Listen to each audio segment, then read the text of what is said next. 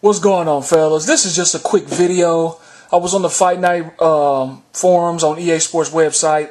They have a podcast that just went up tonight, and I was listening to it. They actually have two producers that help produce Fight Night Round 4. Mike Brizzo and Mike Mahar. They're on there answering questions.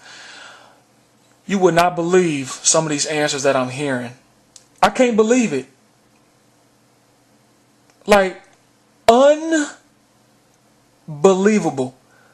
I'm serious. Wait till you hear these answers. I put it on my iTunes because it was easier to hit start and stop and stuff. But check out these answers, man. This is pitiful. I'm going to relay two questions from the chat room right now. And they're asking, can you give details behind the idea behind the perfect block? You know, when you get a perfect block, you can get a counter window of that. So how did you come up with that? He's pretty much asking, how'd you guys come up with the perfect window for the counter block? Listen to what he says. The chat room wants to know.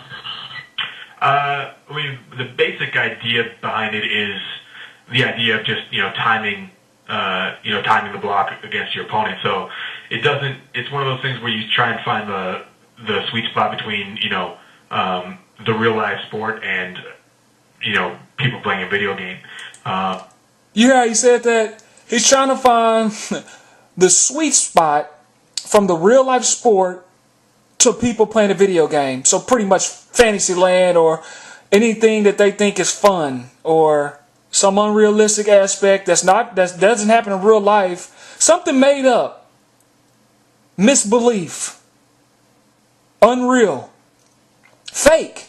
Fakeness. Generic.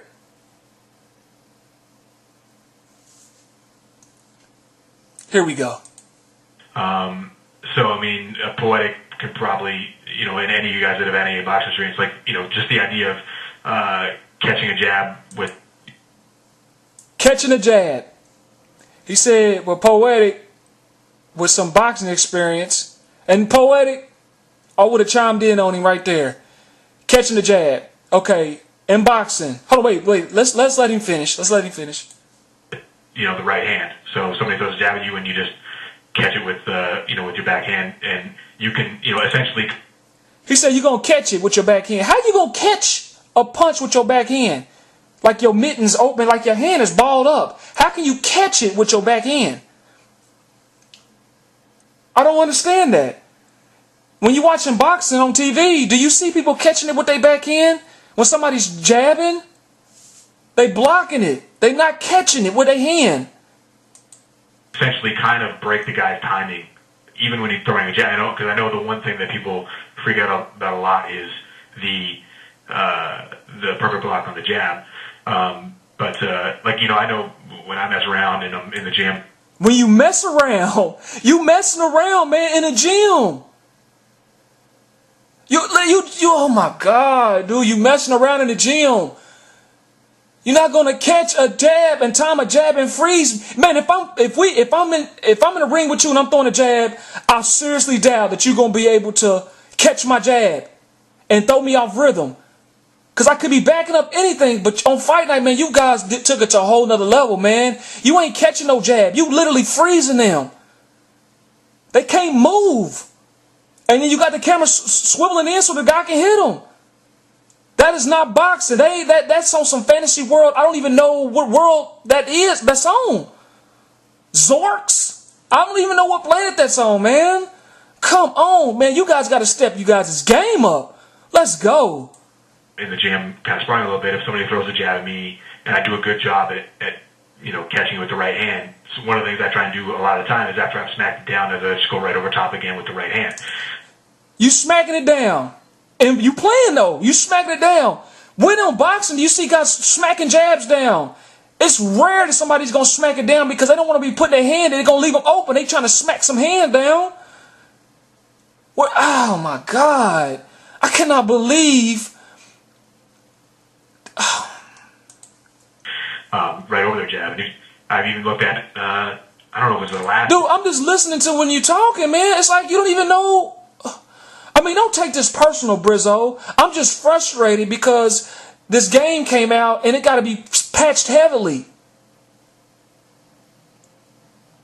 But anyway, let's go. The last issue of Ring Magazine, they got those really cool things with Biop at the back where, you know, he talks about different like boxing techniques and all that sort of stuff. And that's one of the things he has in there is like about, you know, catching a jab and going over top or, you know, say slipping and going down. But he talks specifically about catching it. Look, Bernard Hopkins is talking about catching jabs, but when when has he ever done it in the ring? Have you ever seen him catch jabs? He doesn't even do it. Let's go. Catching it and then throwing back. So it comes essentially from that, is the idea that if you see a punch coming and you time it perfectly, that you block it, that you essentially disrupt the other guy's rhythm. As opposed to when you don't time it, if I just stand in front of somebody and sort of turtle, well, I'm not doing anything that they're not expecting me. They're expecting me to stand there with my hands up and just sort of absorb punishment. Whereas the times when you actually block a punch or catch a punch with good timing, that tends to disrupt the other guy's rhythm much more so than just standing there. The catching you talking about, it's the parry in last year's Fight Night Round 3. I don't know what catching and stuff, man. You tear it up that magazine that Bernard was in. Tear it up, throw it in the fire, cause if you're not seeing this in the ring on Fight Night, forget playing in the ring, playing around. If you're not seeing it, don't put it in there, man. Come on, man. I'm gonna get off of that because that's just. Oh my God. Okay, fellas. I got this kind of. It ain't in order, but I'm putting it together in different segments of the podcast. This is at the beginning. A question was asked: is there gonna be a Fight Night Round 5? And check out this answer. Gonna be around 5, and basically, you gave him an answer.